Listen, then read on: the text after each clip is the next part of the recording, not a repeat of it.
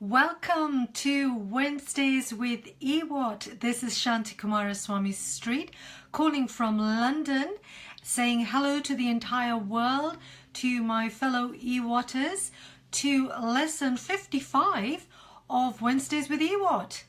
And today is Valentine's Day. Wonderful, happy Valentine's Day to all of you. And Valentine's Day is not just for lovers, it's for people who share love, who share friendship. So this is my Valentine's wish and greeting to you. And if you have just joined, as you're coming in, do let me know who you are, where you are. If you're my regulars, please give me a shout out so I can say hi to you. And if you're new to Wednesdays with EWAT, welcome to this place where we meet every Wednesdays at 3 p.m. GMT, which is UK time at the moment, where we discuss many things to do with business English. And don't forget that English with a Twist is a place for business professionals. So if you are working, you're in between jobs, and you are looking to build your confidence, build your communication skills in English in order to succeed with your career, in your career. So maybe you're looking at a promotion, or whether you're looking to develop your career for yourself, whether you're looking for a new job and you need like English. So this is the place to be. This is where I help you, coach you to become more effective and confident communicators in English. We're not talking about perfect English, we're talking about effective communication. Hi Keiko, hi Batul. Please everyone do join in as you come along, say hi, because I always love it to see who's around. Gerald, hi, hey, I haven't seen you in a long time. How are you doing? Lovely to see you. Let me just look at I'm getting up the page, as I always say, so I can see you guys more clearly on our my screen. Kota Keta, oh gosh, I'm so sorry. Kawitwa, how are you? Maria Valente, hi. Joan, is it? Oh, Joan, sorry, Joan from Philippines, hi. I think there are some new names here I'm noticing. So, you know, welcome to English with a Twist, to my regulars. Hi Maria, how are you? Hi everyone. Lovely to see you on this 14th of February, St. Valentine's Day. This year, Valentine's Day also falls on Ash Wednesday. So we are starting the first day of Lent. So the Christians out there, and I'm not talking Orthodox Christians, the other Christians, if you celebrate and you're a practicing Christian, then this is the first day of Lent. Joan, excellent. So like Joan of Arc. Very good. Welcome to English with a Twist. Excellent. Just checking some of the comments here. I got Letuyet from Vietnam. Hello, Juan from Chile. Lovely, wonderful. Hey, I think there are some new names here. Welcome. My name is Shanti Kumaraswamy Street, and I'm your business English coach, trainer here at English with a Twist. So this is very relevant for you, as I say, if you're a business professional, if you're someone who's an entrepreneur, you're working for a company, you work for a multinational company, and you need to communicate in English for work, and you want to develop your skills in that. It's not ideal for someone who, if you're a student, then this is really, you know, you might not find it as relevant. So just to let you know. Now, if any of you haven't actually joined the EWAT community, then I would urge you, or actually recommend you, join it by going onto my website, englishwithatwist.com, and signing up so that you can get lots of other resources that I share with you every week, including the audio blogs that I send out and post every Friday. And audio blogs meaning that it's a blog, and also you get to listen to the written word. And also you get here, you've got Wednesdays with EWAT, and then you get also my business idiom series called Business Idioms and Coffee to Go. So that's just all very quickly to tell you all the goodies that you can get being part of the English with a Twist community, the EWAT community. I also have my coaching programs, and I'm in the middle of revamping my page. I've had a lot of new inquiries through the Facebook page about my coaching programs, and so I thought best if I update that so that you can have a look at what that's all about and what you need if you want to participate in my coaching programs. So that's going to be coming up soon. I've been busy working on that. So lots of things coming up in the next few weeks. Lisa, hello, Vi from Vietnam. Liza, where you're from, do let me know. And so today, normally we're talking business, but I thought that because it's Valentine's, and I hope you notice my lovely little flowers there, I didn't go for red roses. Today I decided to go for white and orange, and I bought them myself. Now, my husband and I have been together for 15 years. Tomorrow is actually our 15th being together anniversary, not our wedding anniversary. It's when we first met. And we've always said that we would celebrate that day rather than Valentine's Day. I think that's this big excuse not to buy me any flowers on Valentine's Day. Because if any of you have followed my Facebook page, you'll have seen the post I shared with you on Tuesday from the EWAT archive about the lucrative business of Valentine's. Don't you find that it is quite ludicrous how a bunch of roses, suddenly the price of a bunch of roses will quadruple, okay, triple or quadruple, so 3 times or 4 times, the price just on Valentine's Day. And if you then want to buy a box of chocolates, okay, it looks beautiful, the packaging is wonderful, but really, it will be double the price. Or maybe you're even going to go out. Maybe you want to be treated, or be treated specially, and you go out, and there'll be a set menu at a dinner, and they always cost so much, so much more than an ordinary meal. So I wrote this post because I thought that it was, the lucrative business, because I'm sure retailers, restaurants, bars love it. A bottle of pink champagne will cost double the price today than it will be tomorrow. Evelyn, hi. Oh, you're at work. Okay, good work. Oh, I'm sorry to hear that. Hopefully you can, just sneak in every now and again to listen to the lesson. Joan, thank you so much for congratulating us on our 15th being together anniversary. It feels like an eternity, but in a good way. Just in case my husband's listening to this, I don't want him thinking, what are you saying? So there you go. But yeah, so Valentine's is, I don't know, some people are very cynical about Valentine's and might think this is just one big excuse to make an awful lot of money. Flowers cost a fortune, so you get these deliveries, and then you've got your meal, and then your bottle of champagne, or whatever.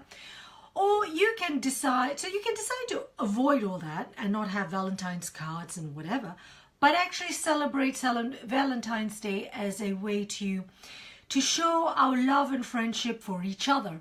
So, for example, I will, wish Valentine's Day to my mom or to my nephews, because that is another way of sharing our love for each other and sharing our I suppose our appreciation of each other.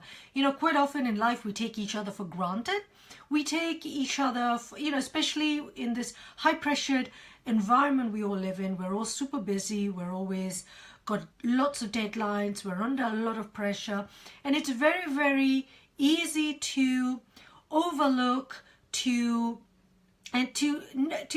not treat our nearest and dearest well, the way they should be treated. So we take them for granted, we dismiss them, we treat them badly in the sense of maybe not giving them enough time, or not saying thank you, or showing our gratefulness. I am as much guilty of that. Sometimes I feel stressed out, and maybe my husband will do something sweet and I don't appreciate it. Then later I feel incredibly guilty after that. Thing is, so the little things in life do count, and I think Valentine's Day, rather than dashing off to buying that card or whatever, it's having that time to think, okay, who is closest to us and who do we want to appreciate in our lives around us. So that's how I see it, really. Okay, so as I said, so today, 14th of February 2018, is actually also the start of Lent for the Christian calendar. So yesterday we had Shrove Tuesday or Mardi Gras, and for those of you who live in countries where you celebrate Carnival, then of course you will have been involved in the festivities, then maybe you had some time off, and you know, so it's been great. We don't have that here in the UK, but I know, for example, in Italy, where part of my heritage is, my mom lives in Italy, my cousins live in Italy, then of course you've got the famous Carnevale di Venezia, and you have the beautiful masks, and it's all wonderful. And what I love to hear about is, always we have this sweet that we eat during Carnival called le chiacchiere. Now chiacchiere in Italian means to have chats, to chat. Now I don't know what le chiacchiere for the dessert, the sweet comes from, the word comes from, but it's so delicious, and it's got icing sugar. Oh, it's so delicious. I don't find it here, of course, so I did ask my mother, please make sure you eat a few chiacchiere for me. So Carnevale is wonderful, and I mean, of course, you've got in Brazil, we have in New Orleans, Mardi Gras, and of course the day before Ash Wednesday, the day before Lent starts, we go a bit bad, because we know in the next 40 days, as we approach, as we come up to Easter, is a time when we start fasting. We maybe make certain sacrifices. We think about the things that, you know, our sins and all that sort of thing. I am not a practicing Christian, so, you know, I'm not going to be the first to say that I do that. But I think sometimes it's quite good to be reflective over this period and to think, oh, I'm going to maybe give something up. You know, we have the New Year's resolutions at the beginning of the year, right? So we all might decide, okay, I'm going to give up smoking, I'm going to give up alcohol, I'm going to give up I don't know what, or I'm going to lose weight, or we have all our New Year's resolutions. But of course, the 40 days during Lent is when we, you know, we fast, we maybe don't eat as much, and then we give up certain things. Quite a lot of Christians will not eat meat. And so, you know, so it's a period of reflection. Maria, thank you so much. Thank you so much for saying it's Happy Valentine's Day to you too. Le chiacchiere a Carnevale. Yeah, Italian fried sweets. I love them. It's so delicious. Okay, not so good for my my waistline, but who cares? So anyway, I really envy any of you who are in Italy who got to sample the chiacchiere. What I mean, maybe you're in different parts of the world where you celebrate Mardi Gras. And so tell me what you do. Shrove Tuesday. Here in the UK, we eat pancakes. So we also have Pancake Day. So Pancake Day is when it's turned to the tradition of using eggs, you know, using eggs and butter up just before Lent. I don't know, that was it. I was looking this up. So that's what we do. Right, now, I decided just to share with you that, okay, for this year, I don't normally do this, but this year I thought, okay, I'm going to give up chocolate for the next 40 days. I don't eat a lot of chocolate. You know, when people say I don't eat a lot of this, or I don't do a lot of that, it always ends up that by the time you've added it all up, it comes to a lot. But I always love a little bit of chocolate every lunchtime, after lunch, with my espresso. So with my espresso, I always have a little bit of chocolate. But I decided that for Lent, I am going to give up this chocolate. So we're going to start today. But how cruel is that? Today of all days is Valentine's Day. So, you know, we get chocolate for Valentine's Day, so it's a bit hard. Luckily for me, I have a husband who doesn't believe in Valentine's Day, so he's not going to get me chocolate, so I'm not going to be tempted. But anyway, wish me luck, people, because I've got 40 days of no chocolate, so this is going to be interesting.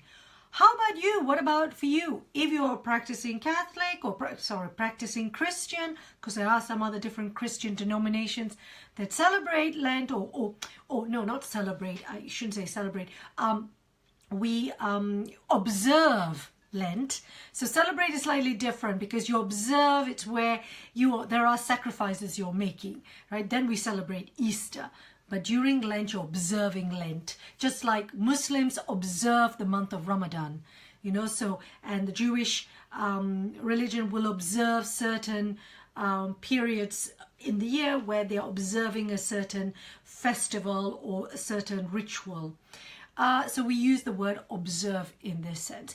But if you are going to be observing Lent, what are you giving up? And do share with me. And are you a regular? Do you do this every year consistently and you've done really well? So please share with me. I'd love to know. Okay. Today's lesson 55. Can you believe it? We're 55. I thought rather than focus completely on business, I wanted to share with you some idioms, some love idioms that we have in the English language. Not only that, but I thought I'm going to use those idioms, and I was looking at those idioms again because it's a post I wrote 4 years ago. Can you believe it? Time flies. I'm feeling so old now. 4 years ago, I wrote this post about the 10 romantic love idioms you could use. And then as I was going through them again, I thought, well, actually, some of these idioms we use also in our everyday language, and often we use them also in business. So I'm going to share them with you today. So are you all up for some idioms today? Because I'd love to see, are you happy with that? Shall we go for it? First of all, I just want to ask you, what love idioms do you know already in English? And share them with me in the chat box. I'd love to see them. I'm going to give you about 10 seconds to put them in the chat box. Don't worry, you can do it as you know, maybe you can't think about it straight away. But, you know, any love idioms that you've heard, maybe you've used and you like, do share them with me. You know, because, you know, when we think about English literature, when we think about you know, we have Shakespeare and we think about Shakespearean love, but, you know, we don't have a lot of romantic poets. Maybe we have Lord Byron, but, you know, we don't have people like Cyrano de Bergerac, you know, sort of in French, also the Italian, you know, we're not full of romantic personalities in our literature. Well, I don't know. Some people, I'm probably going to get a lot of people going, oh, well, you know, I always loved Mr. Rochester and Jane Eyre, you know, and, you know, in Wuthering Heights and all this sort of thing. Or Mr. Darcy, you know, in Pride and Prejudice. Okay, I'll put my hand up. Maybe we have got a few romantic personalities in English literature. Joan, head over heels. Yeah, so head over heels in love with someone, you know, you're sort of, yeah, so you get great. Okay, so yeah, it's a nice word, you know, when you just like head over heels. Coleridge, okay. Oh, Luigi, yes, of course. Samuel Taylor Coleridge, yeah. I have to say, although I'm an English literature student or did study English literature, I'm not very familiar with it. Joan, lovely, you're sharing some of those idioms that I'm going to be sharing. A match made in heaven. Puppy love, interesting. That's one of the idioms I haven't shared. So lovely, yes, puppy love. Yes, a match made in heaven. So let's have a look at 10 idioms. So the first one, Joan's already shared that with us here in the chat box, is a match made in heaven. So it sounds like, you know, so what a match made in heaven means, it was just, they're so compatible, that two people that, it was the stars that decided the two of them would come together. And, you know, it was just the gods decided. And I think, you know, when we think back of ancient history and ancient, ancient history, and also we're thinking about ancient literature, we think about, you know, the Greek gods. So it would be the Greek gods that putting together people together, right? You think of Zeus, you think about Cupid, you think of Aphrodite. You know, these are the gods of love, the goddesses of love, and they're putting people together. So it's a match made in heaven. In the Indian cultures, and I am half Indian, so from my family, half my family are Indian. you know, we often look at the stars to decide on arranged marriages. You know, if the stars are aligned, and then you want to put people together because you're looking at how compatible they're going to be. So match made in heaven, it's like the stars were looking down on people. So you would, you know, use, well, you know, those two, like, they're like a match made in heaven. It's just perfect. They work well together. They're compatible. Now, I like that expression because we also see that in business, a match made in heaven. And often we can use this, obviously we're using it as an idiomatic expression, when we're looking at, maybe if you're looking at two companies who are looking to merge together. And maybe you'll see that because, well, you know, they just make sense. These two companies merging together and working together, then it's like a match made in heaven. You know, they were meant to be together because maybe their business model is very similar to the other business model and they're very compatible. So we're looking at compatibility. So it's a match made in heaven. Conversely, of course, the opposite could be that where we've seen certain mergers that have not worked. And I'm thinking, for example, of the merger between the company Body Shop and L'Oreal. L'Oreal, a big company, actually didn't merge, but they took Body Shop over. But it was a match not made in heaven. After 11 years, they've parted because it just, there was no compatibility there. So very nice expression with match in heaven, and you know, and the and to apply that in not just in the love context but also in a business context.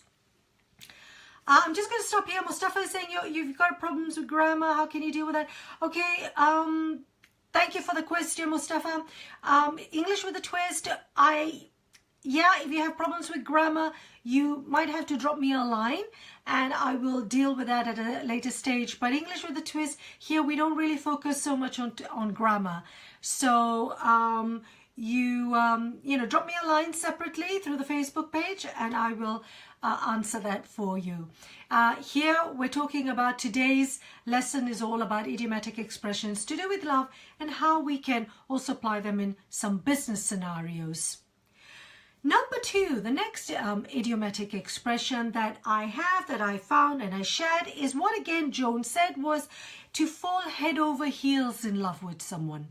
So, you know, oh, he's fallen head over heels. And it's someone that, you know, sort of you just fall completely in love with someone. I've just, you know, fallen head over heels with, you know, it could be a character on the television. You know, maybe you just absolutely love a particular character. Or, you know, you could be reading a book and you've fallen head over heels with a character, or with a character on television, or I don't know, whatever. But yes, you fall head over heels. You fall completely in love with someone. The third expression is to be smitten with someone. Now, how I spell smitten is, so let me write that down in the smitten with, to be smitten with someone. Again, when you're smitten with someone, is that you just are so captivated by them. You know, you're smitten by them, whatever they do. You know, maybe, you know, you see this sometimes when someone has an effect on you. You kind of met them for the first time and then you're just following everything they say, hanging on to every word they say, whatever they do, whatever jokes they make you laugh the loudest. Sometimes you can make a bit of a fool of yourself, right? You look a bit stupid and think, oh, for goodness sakes, you know, come on, stay calm. This person can't be so incredibly special. But you're smitten, you know, with them. Sometimes we use also the preposition to be smitten by them. But you're smitten by them. You're smitten with them. You're just so, you know, they make you feel so good about yourself and you can't have enough of them. You know, you just, oh, you know, whatever they do is perfect, whatever they have, you know. So, is there anyone that you know, or couples who are like that? Sometimes it can be a bit sickening and after a while you just think, please go away, I don't want to hear about this. But yes, you can be smitten also by, again, characters or by personalities. you are just engrossed with what they do, or they captivate you, by, so it's not necessarily about love, it's about you find them fascinating, and they've got a very strong personality that has captivated your interest and your imagination. Some people think that, there are some high-profile personalities. Maybe they have a good way of speaking, so you're smitten by them or smitten with them when they speak. The way they speak, they're very inspirational, they're motivating, so you can use this in different situations, not just in love. Okay, the next one, and this happens a lot in families, for example, that, do you know anyone, or maybe you've been the apple of your parents' eye, to be the apple of someone's eye. Often we talk about this with parents and children. Growing up, you have children, and, your child can do no wrong. And they are the apple of your eye. Everything, you just love them. You just, everything they do is wonderful, and they can, if they're very clever, they can then wrap you around their little finger, another idiomatic expression, and whatever they want, you give. So sometimes we also talk about it often in, maybe fathers and daughters, where yes, she's very much the apple of her father's eye.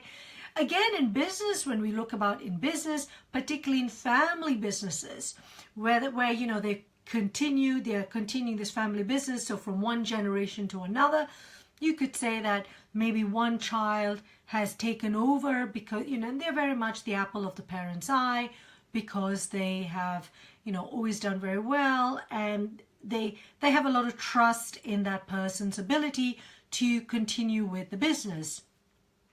Or you don't even have to be family, you don't even have to be related. It could be in a company that you become the apple of someone's eye because maybe you worked with someone, and you were their trainee, and they mentored you, and you learn and develop with them, and that makes, and then you become the apple of their eye because you idolized them and you learned a lot from them. So, there you go. Pushpa, hi, I'm just stopping here because Pushpa has asked me, hi, how to speak fluent English. Again, Pushpa, a very interesting question, good question. This could be another class entirely, how to speak fluent English, because what is fluency? So if you want to drop me a line through the Facebook page separately, drop me a line and I will share with you my thought on how to speak fluent English. But there's a big concept about what is fluency and what are we trying to do. So it's not a straightforward question. It's not an easy question to answer either. It all depends on your goals, your expectations, and who you're speaking to. What are you trying to say? What are you trying to communicate? Yeah, communication is not about having fluent or perfect English. Communicating is knowing how to share and communicate your message across confidently and clearly. What is fluency? Who knows? But that's a very long answer that I would need to reply to you. So Pushpa, drop me a line, okay? But thank you for the question. Number 5, the love idiom. Number 5 is to be someone's soulmate. Now, a soulmate is the apple of someone's eye. To be the apple of, to be the apple of my eye. So you could say she's the apple of her father's eye. So the apple of someone's eye. I will be sharing the post that I wrote so that you can see the list of the apple of someone's eye. I'm just writing it in the chat box here. The apple of someone's eye. So he could be the apple of my eye, or he is the apple of his mother's eye. It tends to be parents, generational.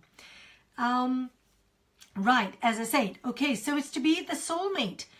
Now, we talk about soulmates, and some people think, if if we're lucky, some people are lucky enough to find the soulmate in their partner. So we're soulmates because, you know, again, it's to do with that compatibility. You understand each other, and it is the person who understands you and also who accepts you completely, you know, with your faults, your strengths, your weaknesses, everything. They just accept you, and you're soulmates. You understand each other, and you accept each other. Now it's hey, do you have a soulmate? Do you feel? But it's also that with a soulmate, it's that someone that you don't have to explain yourself to. Somehow you click. And I know it's not a tangible thing, but you know what I mean? It's, you just know that person understands me. Now there's an expression in English which we use, the verb get. That person just gets me. They just understand me. I don't have to explain myself. I don't have to, but they get you. Now, in business, it could be the same. You could have a very strong business partnership with someone. You could have worked for years, and you are soulmates, business soulmates. You understand each other. You know how each other works. You know what your weaknesses are, what your strengths are, and you can you complement each other.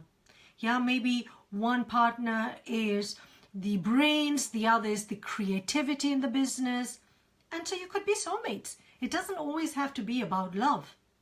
So, you know, you can use that. And I think this is the beauty of all languages, is using that language creatively and applying it where the meaning is similar. So once you understand the meaning, then you can apply it. They're soulmates in business. Doesn't mean they're love partners, but they just understand each other. So do you have maybe a professional soulmate or a personal soulmate? Who knows? Please share. Maybe you do.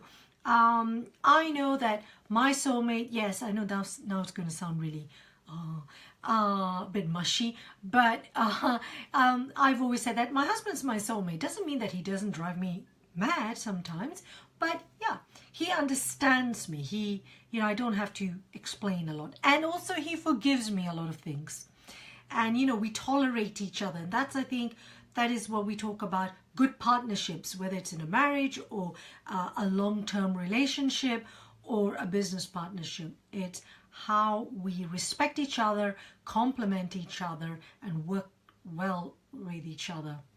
God, I feel like I'm with some relationship guidance counselor here.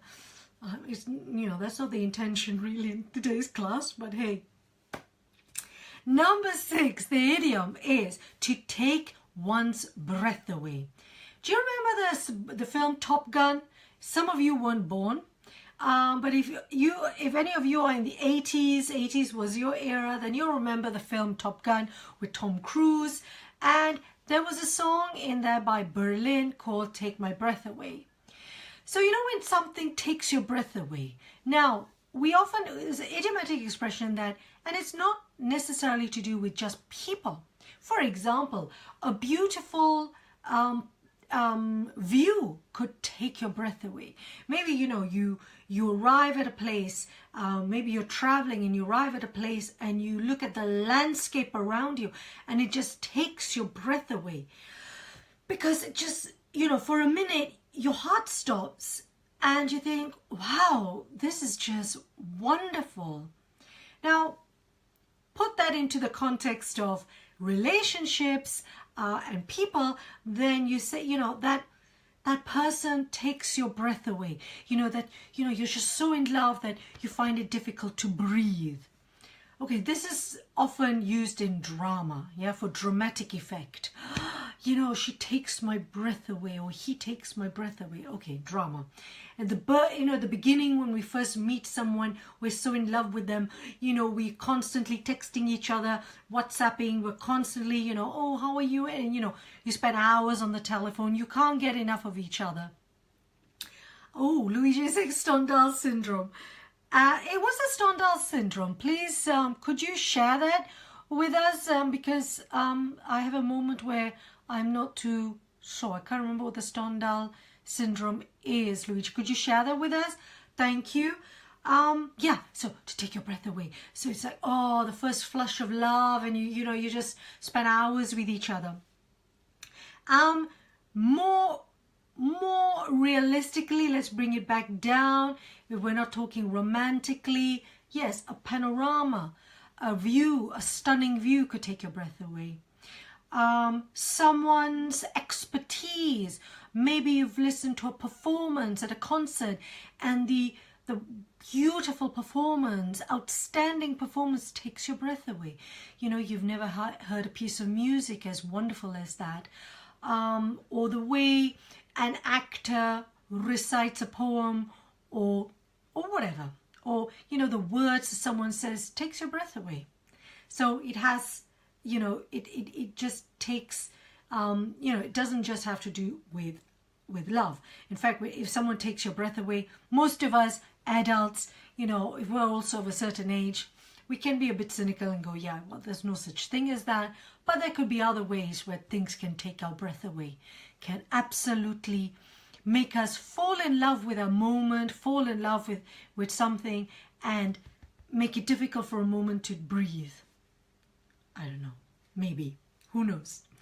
But I'd love to know, maybe you're thinking about this and go, yeah, when was the last time that happened? Yeah, I remember that moment. Yeah, and life is about these, right? These little moments when we think, yeah, that, or the other day I was running, sorry, I know I'm mentioning my running again. And I was running, and then suddenly the colors of the sky were just amazing. And there was this wonderful tree. Obviously the tree was there. And then in the background there was this beautiful sky. And it was a point, and I can't remember what time of the day it was. But just the colors, they took my breath away. I just thought, wow. And I think, it's the sheer force of nature sometimes. We are so busy running around that we don't observe things. And so when we observe it, or we have a moment, you think, wow. Or maybe you hear someone say something, or,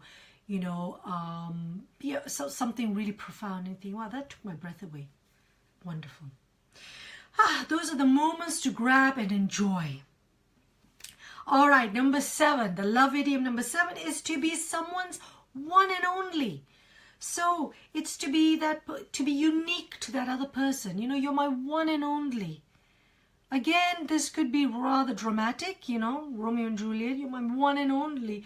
You're my one and only love. I will never love anybody else. Or, yeah, fine. Okay, great. Maybe people have that. Some people say, when you met the love of your life and then you lose them, you never find it again, and all this sort of thing. Okay. Or maybe you're lucky a second time, or, and you find it. So, who knows, but it could be your one and only. But we also use it in other situations, don't we? Hi, Rosie, no worries, no problem about being late. It's fine. I'm sure you can do the catch up later with the recording. Lovely to see you. Happy Valentine's Day. So someone's one and only. Take that expression and let's move it out of the romantic, oh, you're my one and only love, I will never love anybody else, and blah, blah, blah. This could be your one and only opportunity to do something. Yes, if you want to, imagine when you were teenagers, or when you're trying to get your parents to say yes to something, maybe you're going on this trip, or your friends have invited you to something, and you want them to say yes. You go, Mom, Dad, it's my one and only chance. I'll never get it again. And you're like, okay, don't be so,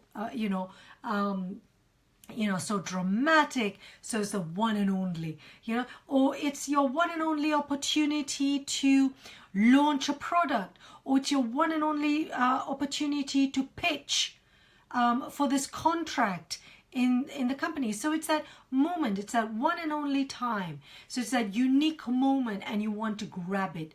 It's your one and only time you'll have to maybe talk to the CEO of the company. So you don't want to ruin that moment. You want to prepare for it. some people will say to me, you know, well, it's my one and only opportunity. I've got to go for an important interview, Shanti, for a senior role. I really need this job, or I need this promotion. It's my one and only opportunity. So I really need to be prepared to have this interview in English.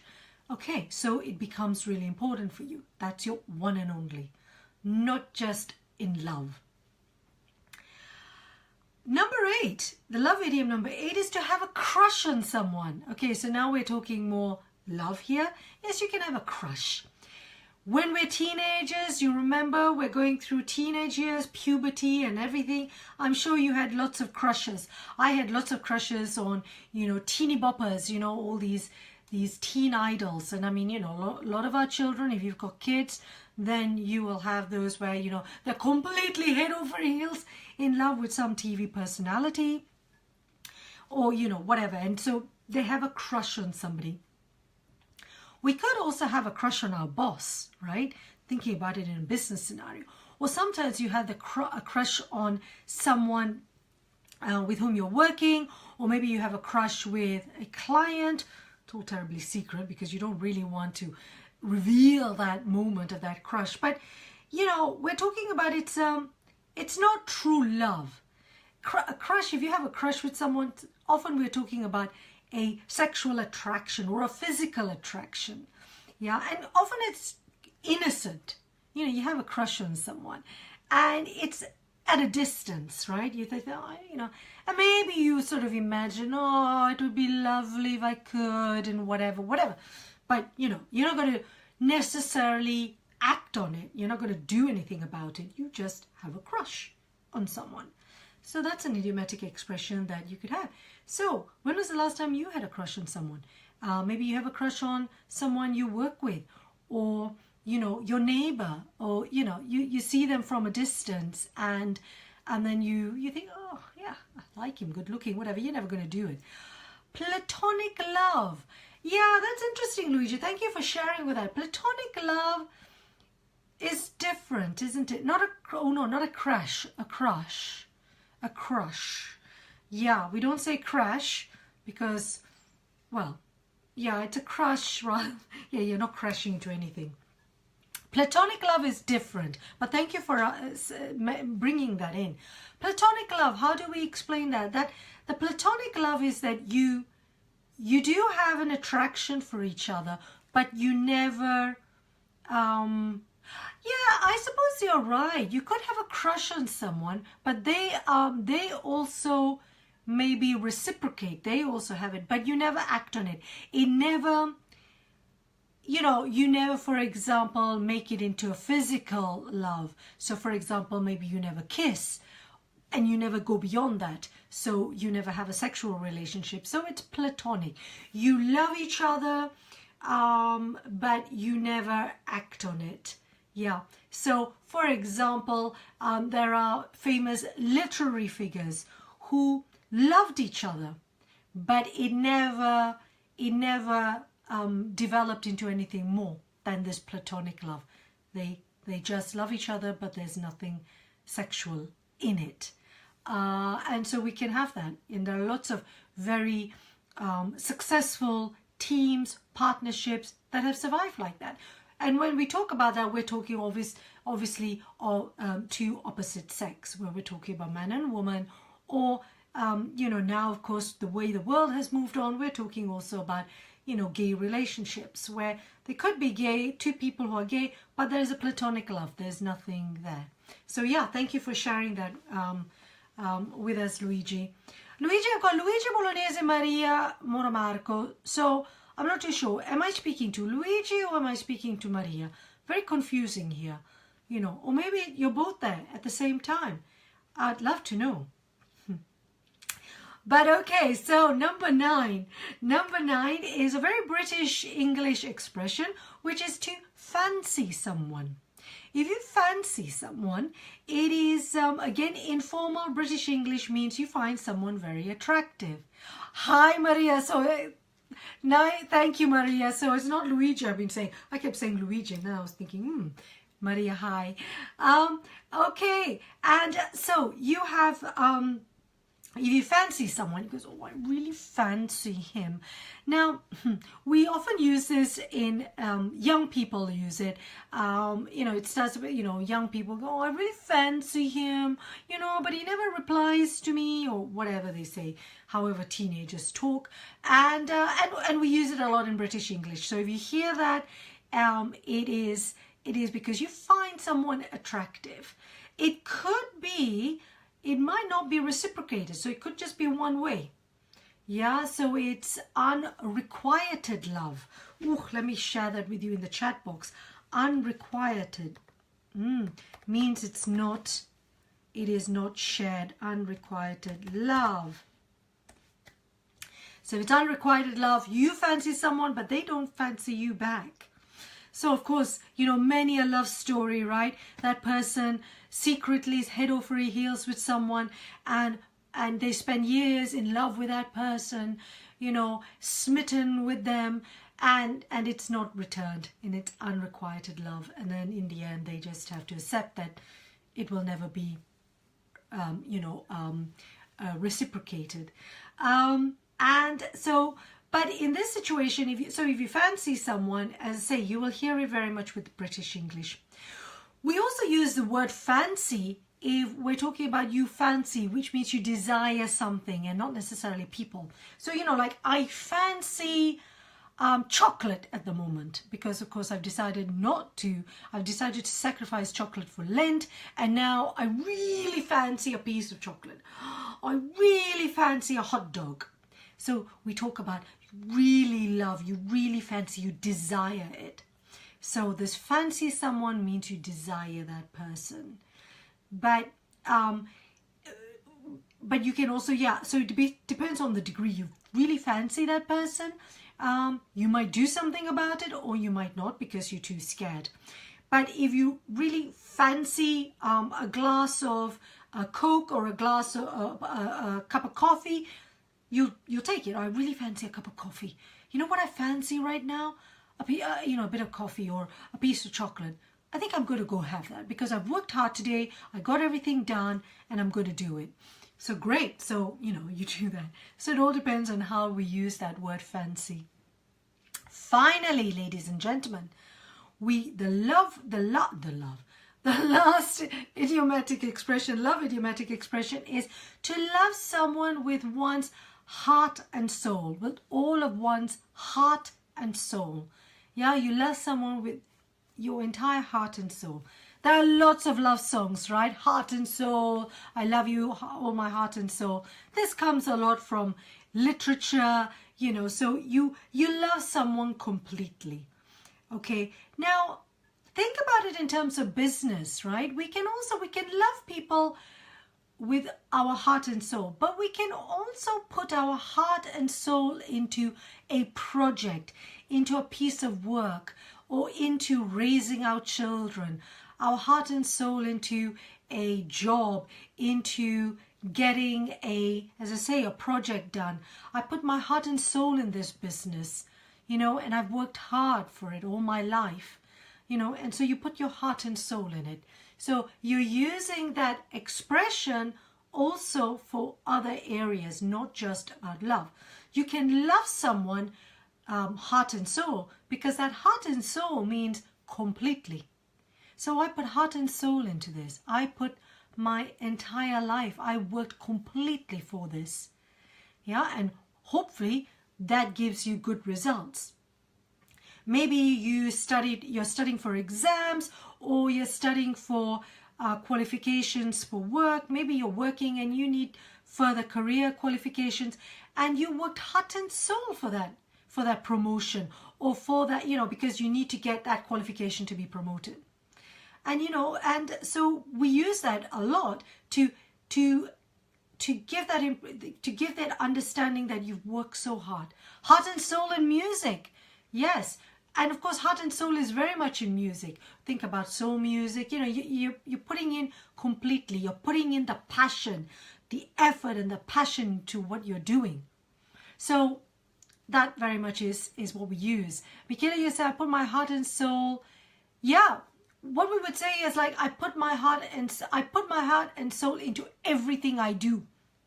Could be that. A bit dramatic, really, because if you think about it, you know, if we put our heart and soul in everything we do, I don't know about you, but I'd be exhausted every single moment. Because to put your heart and soul in everything means you're putting every ounce of energy you have, every effort and every moment into something. And, you know, some people could say, okay, that's over dramatic. I don't think you did. But it depends on what sort of effect you want to, you know, what are you trying to communicate? What's your message? Are you trying to tell that other person, I worked really hard for this. I put my heart and soul in this. And I'm not going to give up now, you know, on this project. I want this to work. So great. So fine. I get that. I get that how important it is to you. But if you're going to go, I put heart and soul into everything, then of course the impact gets lower. It gets reduced because you think, well, if you're going to put your heart and soul in everything, it's like, yeah, okay, so obviously you don't qualify, you know, where you decide you're going to put your most of your effort in. Interesting, in my next post I'm going to be talking about how we can work productively, how, you know, I'm talking about productivity and how do we allocate our time and our efforts into things that are going to give us the best reward. If you're going to put your heart and soul into everything, one, you'll end up being exhausted, and two, I wonder what the results are going to be. Are they going to be the results you want? Are they going to be good results or mediocre? So there you go, ladies and gentlemen. We have 10 love idioms that I shared with you, and love idioms that not only do we use them in the context of love and relationships, but also into other areas of our lives, in business, in our professional lives. Michele is saying, okay, so I have to build the sentence with in, after, heart. Well, yeah, you put your heart and soul in something. Yes, yes. I put my heart and soul into this. Yes. Yes, so you're putting, you can love somebody with all your heart and soul. You could love your business with your heart and soul, but if you're explaining the effort you've put in, which is complete effort, then you've put your heart and soul into this. So yes, thank you for sharing. That is exactly right. It's what you're trying to communicate. If you're trying to communicate the effort, then you're putting your heart and soul in it. If you're communicating to me what you love, then you love something with your heart and soul. So you love something completely. I hope that makes sense. Yeah, but it's interesting if you look at those two expressions, your heart and soul. Again, that's a binomial because often we use it as two pairs of words that go together. Then have a look at expressions again. If you ever come up, you see it, have a look at how it's used and in what context, and you know, just observe that, and then you'll realize in different ways. Because I can give lots of examples of how it's used, but until you start observing it and noticing it, it's more, you're not likely to remember as easily. Ladies and gentlemen, let's recap the love of idioms here. So we started with number 1, a match made in heaven. So compatibility, match made in heaven. You know, how compatible are you? How well do you work together? Yeah, so that could be in your professional life, it could be in your personal life. To fall head over heels with someone, in love with someone. Yeah, great. Maybe you've done that, maybe you've never done that. Maybe you're someone who just doesn't believe in that. Who knows? So you can, you know, fall head over heels in love with, you know, we're not just your love partner. It could be with other people maybe, but it's to fall completely in love. To be smitten with someone, to be smitten by someone. It's not just necessarily love. You could be smitten by someone's performance. You could be smitten by someone's motivational speech or inspiring words, or, you know, smitten by the way they are, the people they are. To be the apple of someone's eye. Maybe you're the apple of your parents' eye, or maybe you're the apple of your mentor's eye. Who knows? Different people. But you are loved and treasured by someone. And you know, and you almost can do no wrong in their eyes. To be a soulmate. Yes, if you are a soulmate, it's someone who understands and accepts the other person completely. You can be a soulmate in love, but you can also have soulmates in business, in your professional life. To take your breath away. So if something can take your breath away, it could be a gorgeous view, it could be a fantastic performance, it could be a mesmerizing performance that you've seen on television, a piece of music, but it could be also someone's beauty takes your breath away. You know, some people will like, oh, her beauty just took my breath away. Yeah, okay. I'm a bit more cynical than that. To be someone's one and only. Is it your one and only sales pitch, your one and only chance? Or is the person you're with is your one and only person you'll ever love? To have a crush on someone. Maybe you do have a crush. You know, you know, secretly. Maybe you don't tell anyone, but you have a crush on them. You fancy someone, so that's British English when we say, you know, you fancy someone from a distance, or you fancy them and then you decide to act on it. Or like we say, we fancy something, like for example, we desire wanting to eat something or drink something, so we use it not necessarily in the love context. And finally, you love someone with your heart and soul. So you love someone completely, or like I was saying, is when we're talking about the effort we put in, then we put our heart and soul into something. And that's where we could use it in business. I hope that was helpful. And I hope whatever you're doing, or if you have enjoyed your Valentine's Day, I hope it was an enjoyable, you had a lovely Valentine's Day. If you don't celebrate Valentine's Day like me, then perfect. Valentine's Day, as I mentioned earlier, it's not about just lovers. It's about friendship. It's about the love we have for our parents, our siblings, our friends, anyone close to us. I know that, you know, the commercial world that we live in forces us to think about it in terms of lovers, but it's not all about that. And don't get fooled by spending all that money on, you know, and making more money for all those businesses. Joan, thank you so much. Joan's just said happy Valentine's Day to everyone. I'm wishing you guys happy Valentine's Day. If you are, thank you, Keiko, thank you, Joan. And if you are Christian, practicing Christian, you've decided to give up something for Lent, let me know what you've given up. Let's all support each other over the next 40 days. I'm giving up chocolate, so let's hope I manage that. I'm hoping I'm going to lose a bit more weight even. You know, who knows. And then when Easter Sunday comes along, I am going to go mad. So, okay, maybe not such a good idea, but who knows. Anyway, thank you very much to everyone for your time. Have a wonderful week. Next week, we're back for lesson 56 here at Wednesdays with EWAT. Same place, same time, 3 p.m. GMT UK time. And we will be talking more about business. Maybe talking also a little bit more about productivity. So, that's great. Take care, everyone. Lovely to see you all. Thank you so much for your contribution. And I will see you next week. This is Shanti Kumaraswamy Street, your business English coach here at English with a Twist, saying ciao for now. Take care. Ciao.